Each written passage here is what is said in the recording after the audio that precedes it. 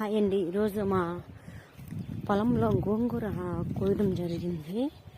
మేము ఒక 15 కట్టలు ఉదయాన్నే 6 గంటలకి 6:30కి కోసేసి అన్ని కట్టలు కట్టుకొని పెట్టి ఎర్ర గోంగూర కట్టలు కొన్ని, తెల్ల గోంగూర కట్టలు కొన్ని అన్నీ కట్టగట్టుకొని మా దగ్గర మార్కెట్ ఉందండి, ఆడికి తీసుకెళ్తాము. కట్ట వచ్చి రూపాయలు 3 రూపాయలు ఇస్తారండి. అదే కట్టలు మీద వచ్చి 10 రూపాయలు.